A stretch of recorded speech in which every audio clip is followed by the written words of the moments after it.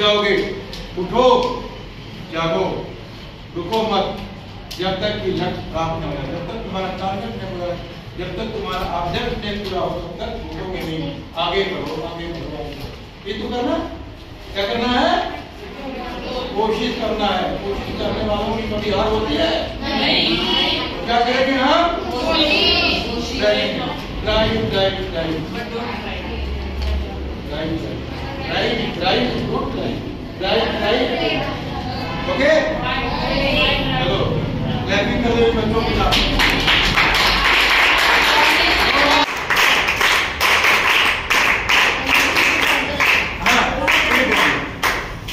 कैसा लगा प्रेजेंटेशन आपको? अच्छा लगा? डेली करेंगे? इसको घर में भी कर सकते हैं। जब आप उदास हो वैसे में प्लीज, जब बेटा क्लास में डिफरेंट एक्टिविटीज होती है, स्पोर्ट्स में होती है, सीसीए करिकुलर एक्टिविटीज होती है, उस समय आप कभी होता है एक दो बच्चों का फर्स्ट लगता है, किसी का सेकंड, किसी का थर्ड, कोई बच्चा बहुत मेहनत करता है ना, पूरा लर्न करेगा, प्रैक्टिस करेगा, मिरर के सामने करेगा, लेकिन क्या होता है थोड़े से नंबर से पीछे नहीं जाता है। हमने उदास नहीं होना है, अरे मेरा नहीं लगा मैं दोबारा भाग नहीं, इस तरीके से नहीं सोचना। आपने क्या करना है? बार बार कोशिश करना है और मन में सोचना है हमारे अंदर वो सारी शक्ति है, तो फर्स्ट आया हम भी फर्स्ट आ सकते हैं। कैसे?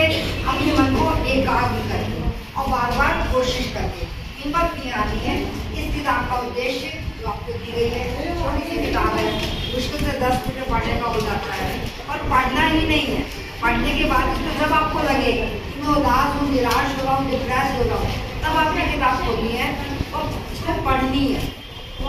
पढ़ेंगे उसके बाद पढ़ के नहीं छोड़ना, चिंतन करना, सोचना है। जैसे आप इधर उधर पिक्चरों के बारे में, एक्ट के बारे में, फ्रेंड्स के बारे में सोचते हो, इसको भी पढ़ने के बाद आप इसको सोचोगे, इसके बारे में विचार करोगे, तो आपको अल्लाह का लाभ भी मिलेगा और साथ में मेडिटेशन भी करोगे। बात इस किताब का क्या नाम है?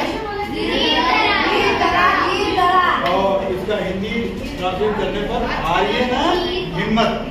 हिम्मत आपको नहीं हारना है, करते जाना। Thank you very much for my अपने। आज हमारे विद्यार्थी एक समस्या से गुजर रहे हैं। कई बार शिक्षक जब उन्हें कुछ पढ़ाते हैं तो उन्हें शिक्षक की बात पूरी समझ में नहीं आती है और उनका ध्यान इधर उधर भटकता रहता है। इसके लिए हम लोगों ने बहुत सारे विद्यालयों में study with 1 minute meditation plan launch किया है। इसके अंतर्गत आपको कुछ ज़्यादा नहीं करना है। जब भी शिक्षक आएंगे पढ़ाई शुरू करने के पहले आपको 1 मिनट का मेडिटेशन कराएंगे। मैं आपको 1 मिनट का मेडिटेशन कराता हूँ। आप 1 मिनट मेडिटेशन के लिए तैयार हैं, हाँ या ना? आइए शुरू करते हैं। अपने हाथ को अपने पैर पे रखें, हथेली आसमान के तरफ, आंखें बंद, पीठ सीधी करें, बेंच का सहारा नहीं लें और हिल्ला डुल्ला बंद कर दें। सिर्फ 1 मिनट के लिए स्टैचू बन जाइए, मूर्ति बन जाइए। बचपन में हम लोग स्टैचू खेलते थे। आपका समय शुरू होता है अब।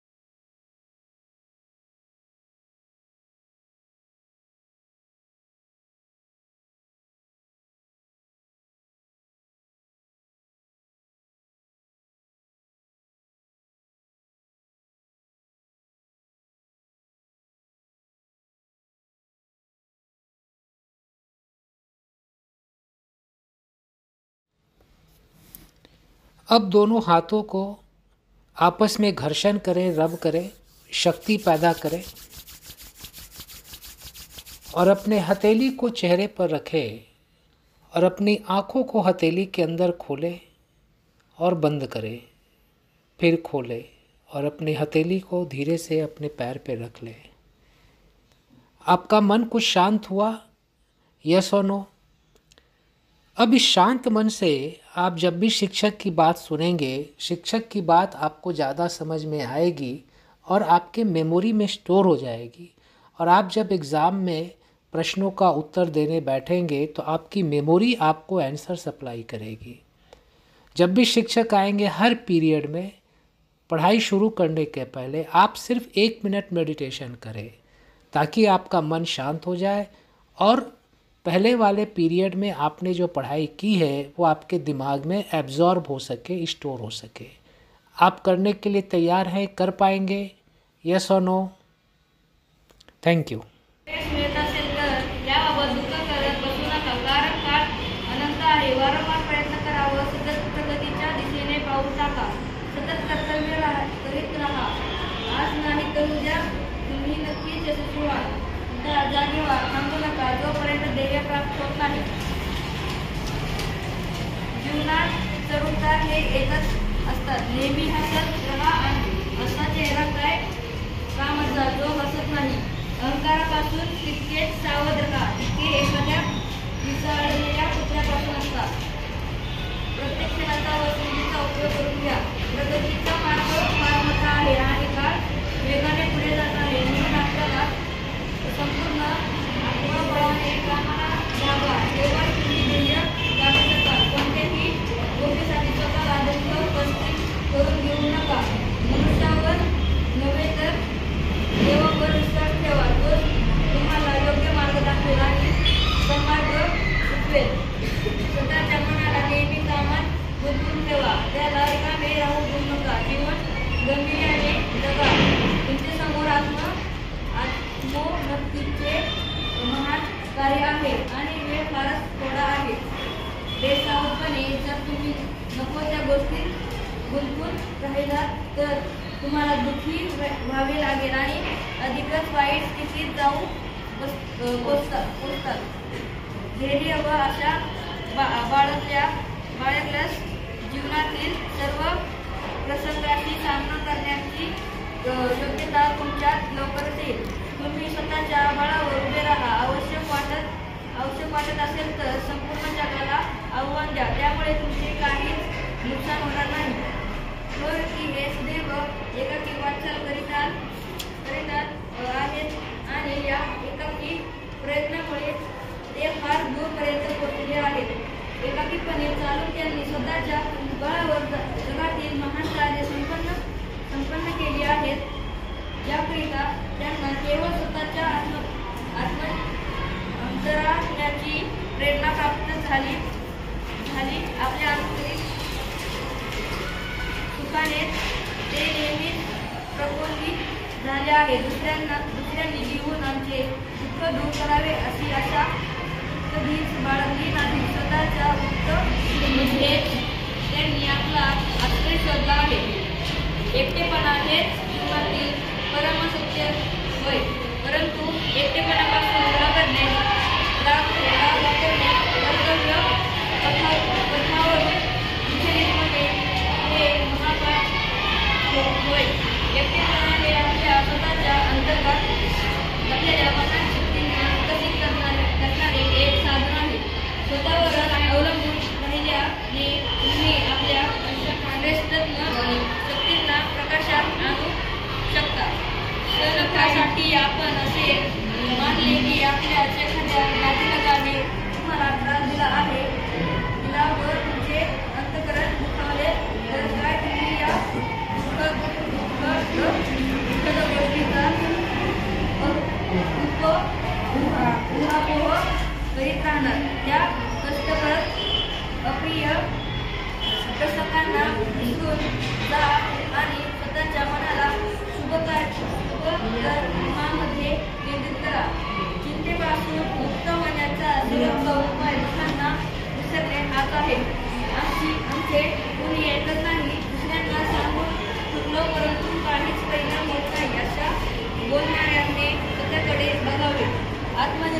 केल्यास स्वतःच्या निश्चिततेच्या साक्ष पटेल. भलेही तुम्ही बोलू नका किंवा कमी बोला, पण कार्यात तल्लीन व्हा. थोड्या दिवसात असे दिसून येईल की लोक न सांगता तुमच्याकडे आकर्षित होत असते. म्हणून बोला कमी, परंतु सत्पुरुष ते अधिक करा. कारण बोलण्याचा प्रभाव हा क्षणिक असतो, तर सत्याचा प्रभाव कायमचा असतो. मनुष्यामध्ये एखाद्या कामाचा अभ्यास असेल तर तो इतरांसोबत संपर्कात कामे करतो आणि इतके जास्त काम करून घेतो की आश्चर्यच वाटावे. आमच्या कामाला बघून तुम्हाला आश्चर्य वाटेल इतक्या प्रमाणात घेण्यापासून इतके आश्रम करण्यापर्यंत बस खाली.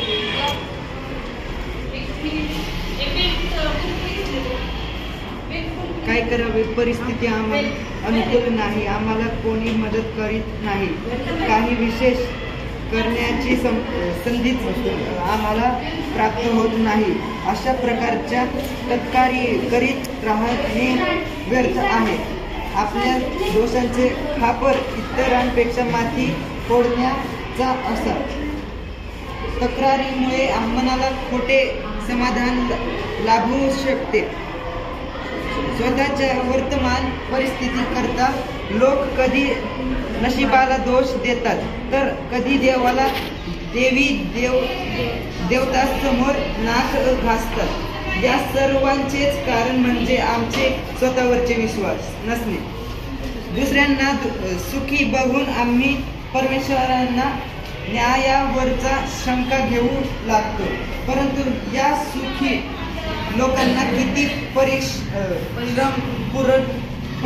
आपली कामे केली आहेत याच्याकडे आम्ही पूर्णत्व दुर्लक्ष करतो. अशी जिद्द आमच्या अंगी आहे का, याकडे आम्ही लक्ष घ्यावे. ईश्वर कोणत्याही बाबी ती पक्षपात करीत नाही. त्याने हे आत्मबळ सर्वांनाच मुक्त हाताने सढळपणे प्रदान केले आहे, ज्याच्या बळावर प्रत्येकाला स्वतःची उन्नती करता येईल.